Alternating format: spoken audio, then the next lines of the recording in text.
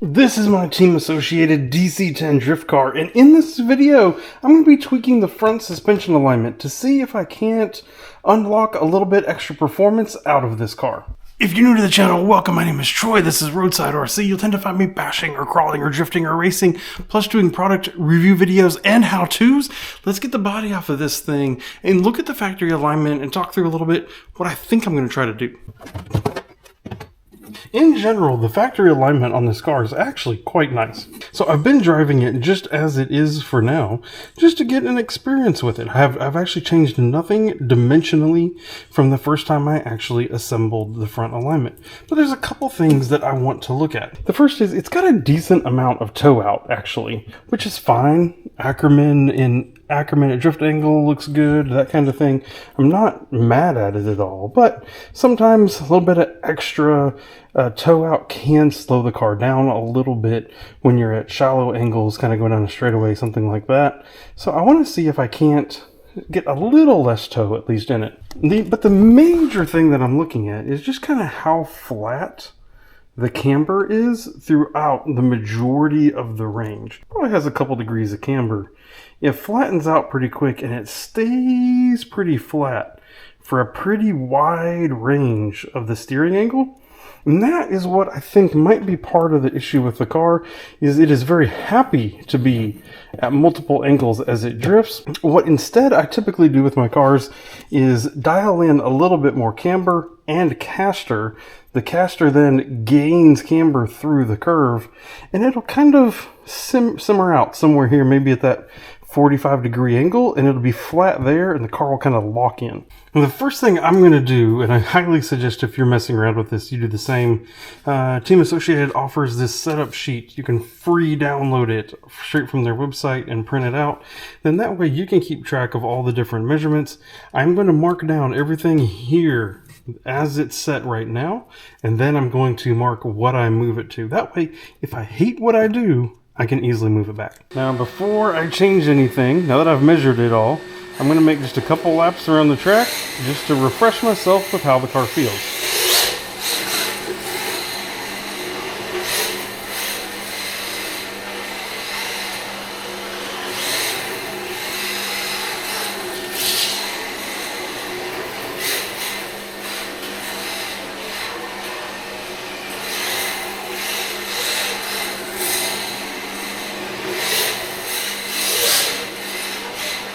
It really drives pretty good, so we're not looking to make some big changes here.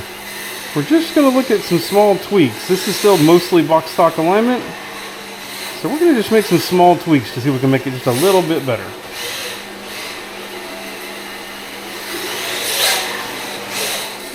The first step I'm going to do is take out a couple of these screws to loosen up this upper bulkhead, and I'm going to move that one shim that's in the rear to the front. That'll push that control arm back further. And I'm going to do the opposite on the bottom here. One that I have in the front to the rear. So that'll add caster into the whole system pretty easily. Well, that was pretty easy. So again, just move that rear shim to the front. So now there's 0 in the rear of the upper arm, and there's 0 in the front of the lower arm. They're all back on the other spacing. And I can already tell, I don't know if you're going to be able to see it in the camera or not, but the leading tire is about flat right about there. It gains camber now. It actually goes over further than it did before. Cool. Ackerman and all that still is looking pretty dang good. So I'm pretty happy with it. I'm going to go ahead and just drive it for giggles, just to see how it goes before we change anything else.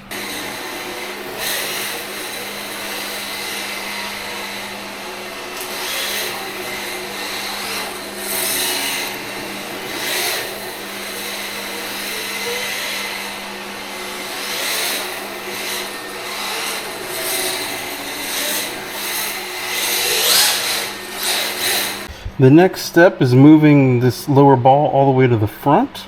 It was in the second hole, moved it up. And then I actually lengthened both this upper turnbuckle and the steering turnbuckle. Upper turnbuckle, towed it, laid some of the camber out. Inner turnbuckle then helped me reduce some of the toe out that we had there. Now, but if I get it now, I'm not getting full 90 degrees on this leading wheel. It feels like the steering's binding just doesn't quite want to get there just because of that different geometry that it goes through.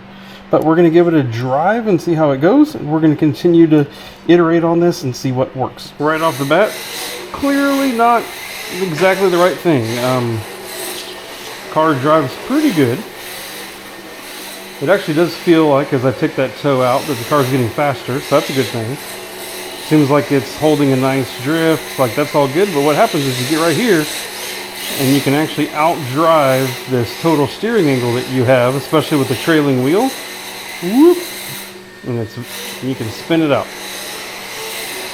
Now that's not necessarily bad. I'm at a pretty high angle before it does that.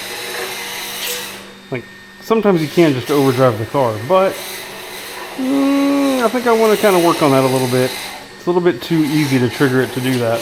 As I was messing with this, I couldn't figure out why in the heck I couldn't get the wheels to turn anymore. I would get them to turn a certain amount, and then I just couldn't get it to go anymore, and I finally realized right over here, this ball cup is hitting that upper part of that knuckle. So you're only going to ever get so far. If you move this to the front, you're only going to ever get so far before you actually hit there. So this front hole, I think, is almost useless if you're running the front factory knuckles on this car. Now maybe different knuckle gets you away and you can have some more options, but with the factory knuckles, getting that there, I couldn't figure out why won't it turn more? Why can't it go more? I can shove the steering horn. It's not going anywhere. It's binding somewhere. Right there. That's what you got to watch. I may have found what I like here. May have done it.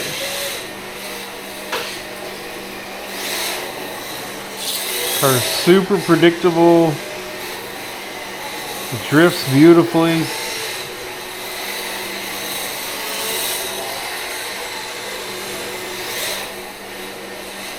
Feels a little faster.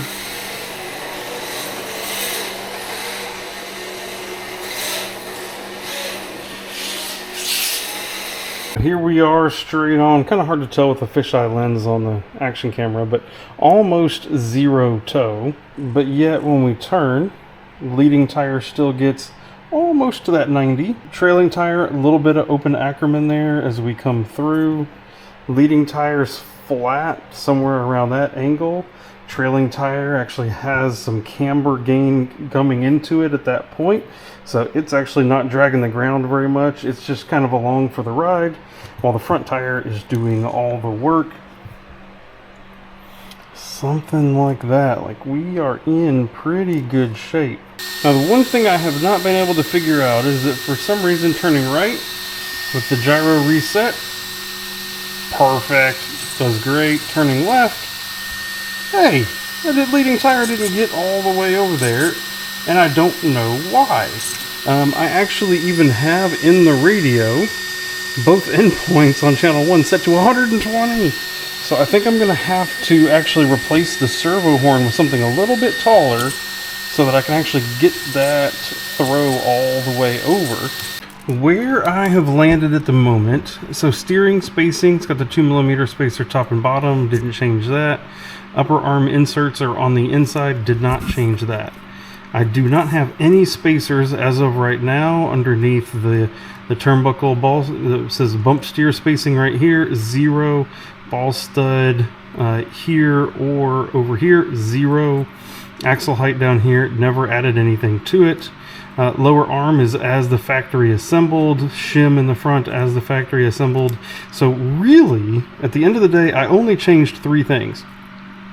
Where it attaches to the aluminum, steering plate there, it was in hole number 2. I have moved it to hole number 4. The upper turnbuckle, what I like to do is I like to measure between those 2 turnbuckle ends. It was 12mm, I moved it to 12.9, and then the steering turnbuckle was 10.3, and I moved it to 11.5. Those are really just the 3 things that I did, and I really like how that changed the front end of this car. So clearly, in order to mark this as a full success and fully recommended, then I need to get to the track and get it on some different corners and all that. That'll be coming up very soon, so stay connected here to the channel to see more of that later. But I can tell you, even just from driving it around here in the garage, that this is definitely a better step for me and my driving style with this car and the setup that it has right now. So if you are maybe not necessarily happy with the full alignment that came from this vehicle, from this factory, then this is a grand opportunity for you to just change some stuff. This is all factory parts. It doesn't cost a penny. All you need is some calipers and some turnbuckle wrenches, and you can change it yourself. And then you can see for yourself if this alignment really does work better for you or not. So I hope this was helpful. If you have any questions or comments, leave them now down in the video comment section, and I will try to answer anything that you have there. If you see that this video is a couple months old, then guess what? I've probably already taken it to the track. So you can leave that question down below in the comments as well, and I'll provide you any feedback to how I did like it or any further modifications I made. Thank you for watching, and goodbye.